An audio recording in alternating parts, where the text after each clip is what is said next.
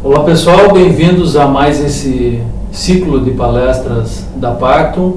Hoje estamos aqui com o Dr. Ricardo Scott, com a Fernanda Fernandes, para tratar de um assunto que tem muito impacto para as empresas, que se trata das verbas não salariais sobre a folha de pagamentos e as compensações de créditos previdenciários.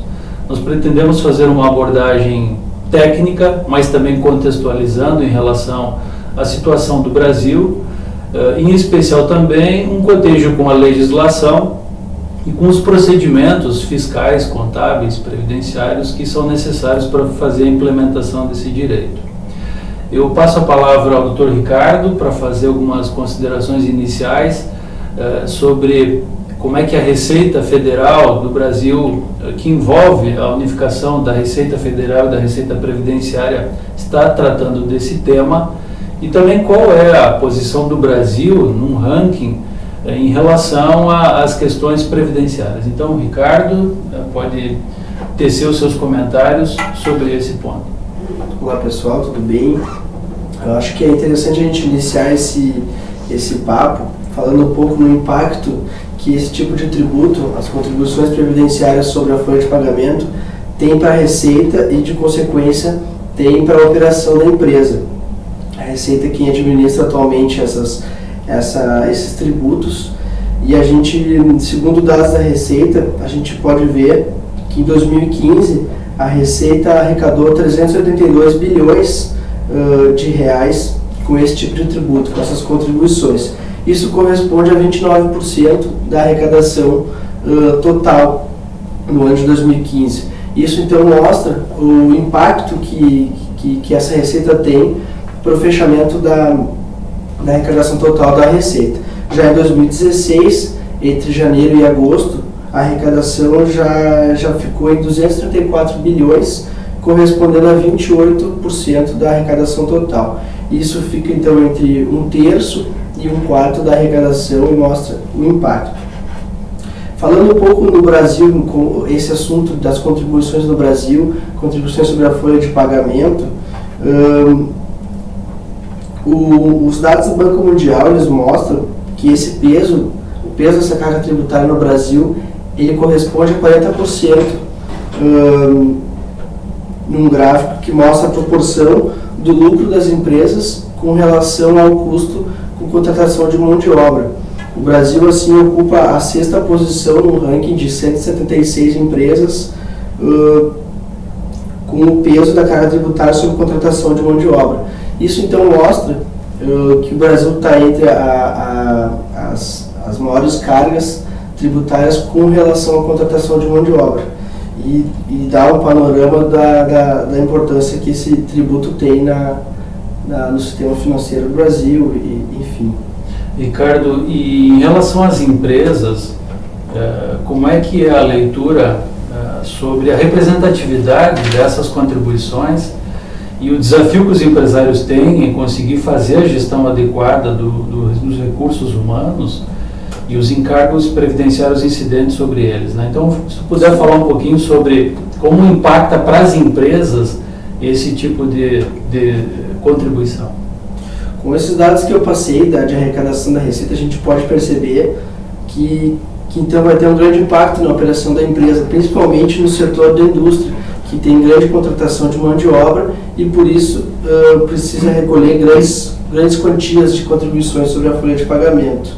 De acordo com cálculos que o DIEESE divulgou, uma empresa, a título exemplificativo, uma empresa que contrate um funcionário por um salário de R$1.000, ela tem um gasto em média, um gasto adicional que alcança 31% sobre esse valor, mais ou menos R$308, que a empresa vai ter de despesa adicional com contribuições sobre os valores, as verbas trabalhistas pagas ao trabalhador. Então isso mostra o grande impacto que a empresa vai ter contratando e recolhendo contribuições sobre esses valores.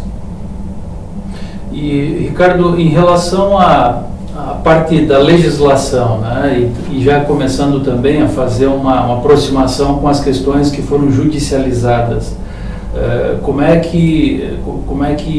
o que pode se falar para as empresas em relação a esse contexto da legislação e da parte judicial dessas questões? Sim, a legislação que institui essas contribuições é a 8.212 de 1991. Ela estabelece como cota patronal a cargo do empregador essas contribuições, e ela estabelece que essas contribuições vão incidir sobre o total das remunerações pagas ao empregado, destinadas a retribuir o trabalho que ele executa. Ocorre que, por outro lado, desde a edição dessa legislação e recentes alterações, passaram a ser incluídas na base de cálculo das contribuições valores que não possuem natureza salarial, são verbas trabalhistas que não possuem essa natureza de salário. De remuneração. De remuneração, elas não se enquadram na retribuição ao trabalho do empregado. E aí que surge uma controvérsia na legislação, porque ao mesmo tempo em que as contribuições devem incidir sobre valores, sobre verbas salariais, existem verbas que não se destinam a retribuir o trabalho. E aí ocorre a discussão. Por quê? Porque a própria Constituição já institui que a base de cálculo das contribuições é a folha de salários. Então, isso engloba os valores pagos como salário, a retribuir o trabalho. E disso nasce um desdobramento, na conclusão de que as empresas, então, acabam recolhendo tributos num patamar indevido e surge, então, a discussão que pode ir para o âmbito judicial. Acaba inflacionando a base de cálculo da contribuição previdenciária a inclusão de verbas não salariais, né? Ou consideradas como efeito indenizatório, né? E não remuneratório, que é atrelado aos empregados, né? Existem hoje algumas discussões específicas favoráveis aos contribuintes, né? Pode detalhar um pouquinho mais isso para nós? Sim, atualmente a discussão tem se mostrado favorável, as decisões judiciais têm se mostrado favoráveis aos contribuintes, justamente nesse entendimento de que, uma vez que as contribuições devem incidir sobre as verbas remuneratórias, devem ser excluídas da base de cálculo os valores que não têm essa natureza. A maioria dos processos, eles ficaram sobrestados aguardando o posicionamento das instâncias superiores, e a gente observa que nos últimos tempos já há esse julgamento definitivo favorável aos contribuintes, o que então pode acelerar as demandas judiciais que tocam esse assunto. Sobrestado é suspenso aguardando a definição de um recurso que vai ter efeito para todos, né? Exatamente. Nesse caso, tem inclusive uma manifestação da própria Procuradoria da Fazenda Nacional, em alguns casos específicos já manifestando autorização para não recorrer, né, desses assuntos. Exatamente. Sobre algumas verbas, já existe uma posição consolidada no Judiciário, e isso fez com que a Procuradoria da Fazenda Nacional emitisse uma nota que autoriza os procuradores a não recorrer ou a não contestar as ações que trazem certas verbas. Isso, então, encurta a procedência da ação e acelera uma eventual compensação de valores que a empresa pagou indevidamente. Isso é interessante porque demonstra até a posição da Procuradoria e não mais discutir se ela reconhece, então, né, ao fim e ao cabo, ela reconhece que a natureza de algumas verbas é, então, indenizatória ou simplesmente não remuneratória. Vejam, senhores, que como a gestão de um processo judicial pode representar um efeito caixa para as empresas dentro desse ano ainda, né? Ricardo, se puder reportar para o pessoal, ilustrando um caso, pelo menos, que tenha ocorrido, onde tem havido essa agilização, né? Que uma gestão do contencioso tenha permitido com que um processo que estava parado tenha já tido uma aceleração e um desfecho favorável. Então, como a gente falou, muitas das demandas ficaram sobrestadas aguardando o julgamento das instâncias superiores, lá em Brasília. Após essas decisões definitivas, o nosso setor jurídico iniciou um movimento de informar dos processos que a gente possui com nossos clientes, informar essas decisões e pedir a imediata aplicação dessas decisões de caráter definitivo. Isso, claro, diante da multiplicidade de demandas, não é feito pelo próprio judiciário automaticamente.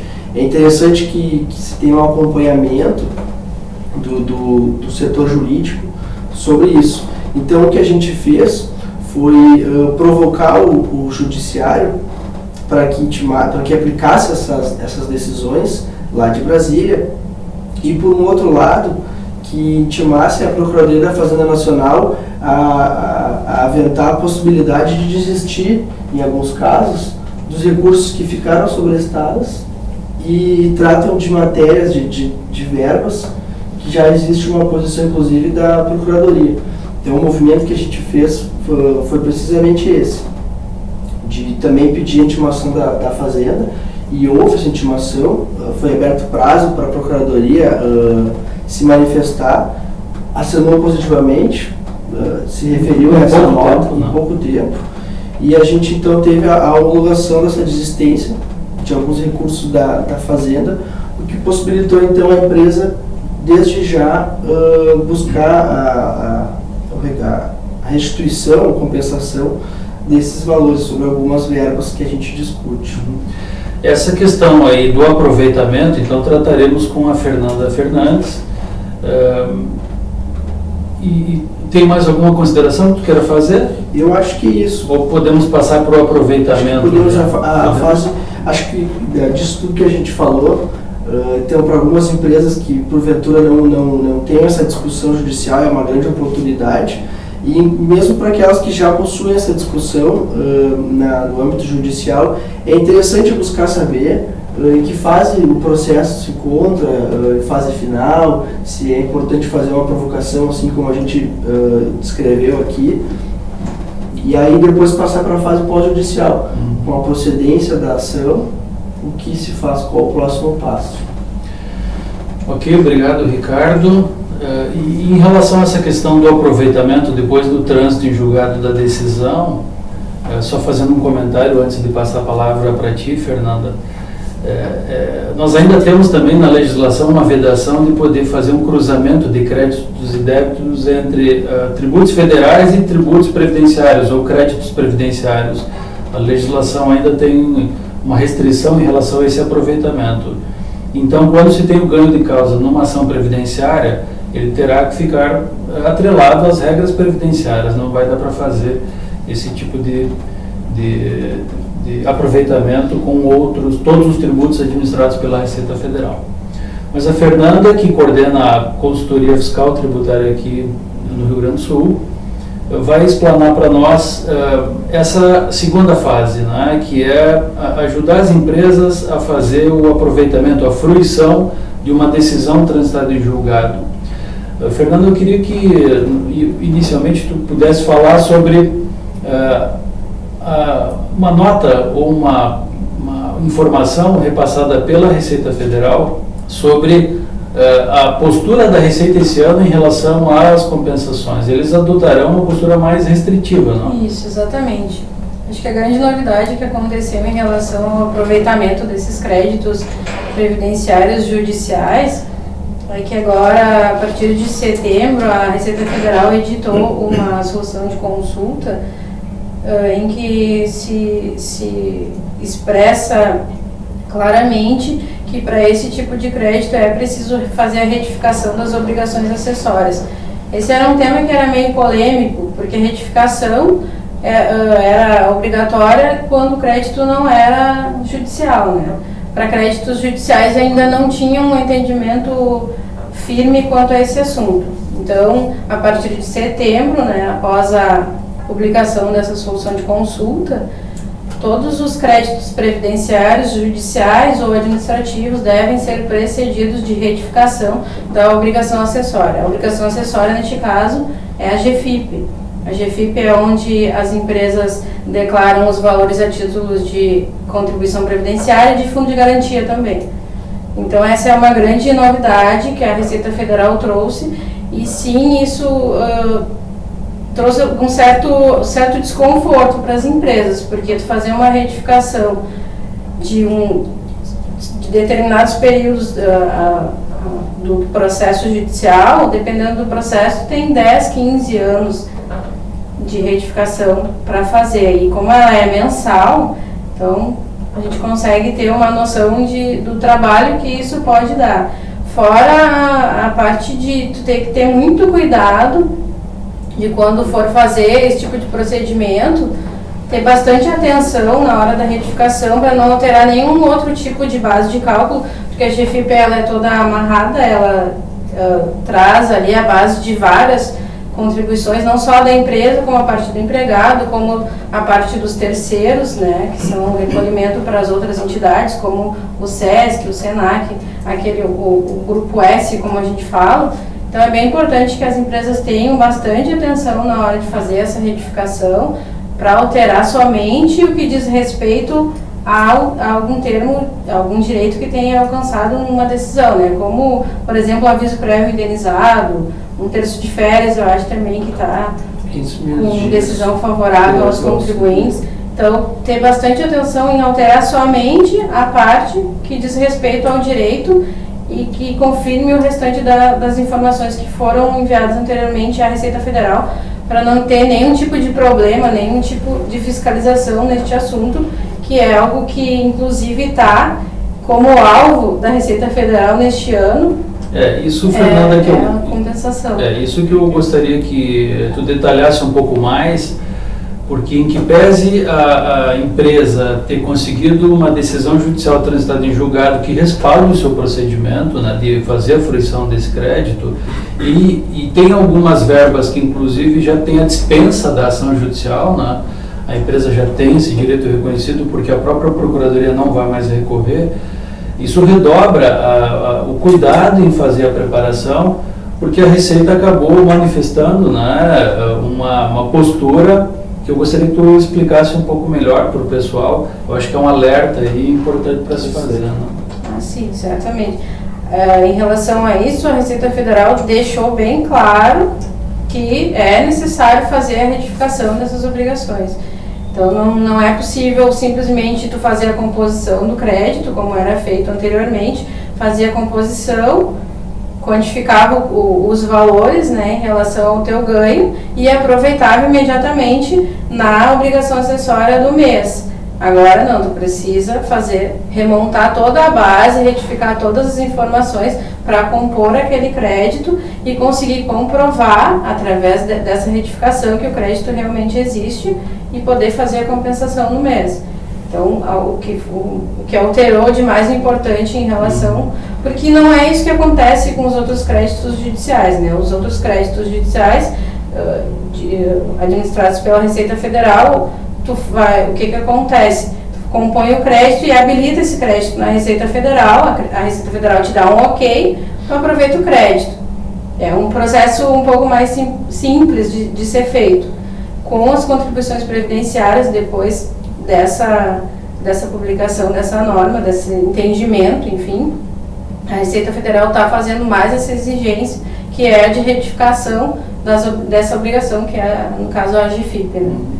E de alguns casos que tivemos aqui, se extraiu a necessidade do RH das empresas estarem preparadas para isso. Né? Sim, certamente. É um trabalho em conjunto, porque devido à quantidade de informações que são necessárias para fazer todo esse processo, porque precisamos olhar a base de cálculo em relação à folha de pagamento, os arquivos, enfim, toda a documentação necessária para conseguir implementar esse direito e fazer essas retificações e o aproveitamento. Precisamos sim do RH da empresa junto e que nos alcance a documentação. É um pouco trabalhoso, mas em conjunto a gente consegue. O processo ele é trabalhoso, mas quando se tem todas as informações ele é tranquilo de ser feito também. Não é necessário criar nenhum alarme sobre isso, né? Ele é trabalhoso sim, mas se a gente seguir todo o padrão da Receita Federal e o entendimento que ela, enfim, pacificou, é tranquilo de ser feito. Mais alguma consideração que tu queira fazer? Não. É isso? Tá.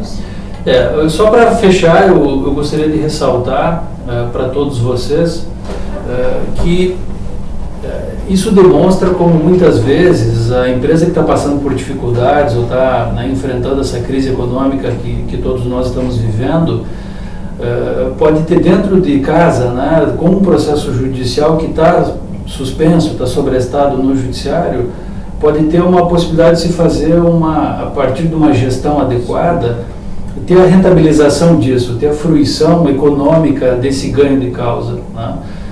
Claro que tem que ter cuidado, tem que ser feito depois a apuração de uma forma com que fique a fruição adequada, com a atualização correta, com as retificações conforme os padrões da Receita Federal, mas em linhas gerais podendo ter uma suavização do seu fluxo de caixa, né? Então, quando muitos empresários estão buscando alternativas para se fazer a rentabilização, né, a otimização da sua carga tributária ou uma equalização da sua operação, é uma boa sugestão essa, né, dessas matérias que o Dr. Ricardo trouxe, considerando o cuidado depois em fazer a adequação da fruição desse ganho através das observações que a Fernanda trouxe aqui. Achamos que é um ponto que pode fazer sensível e pode fazer muitas vezes toda a diferença na busca do equilíbrio das contas da empresa. Tanto em valores pretéritos a serem recuperados pela empresa, como daqui para frente, em que a empresa vai ter uma, não desoneração, mas vai ter uma baixa desses encargos sobre as verbas trabalhistas. Isso é interessante daqui para frente também. Em especial também para as empresas que nos 2 últimos anos acabaram demitindo muitos colaboradores, né? Então é também uma forma de alteração da operação da própria empresa aqui. Exato. Considerando que esses créditos são todos atualizados pela Selic, também dá um impacto bem importante, né? Às vezes a alternativa então está dentro de casa. Ok, pessoal, obrigado e até a próxima.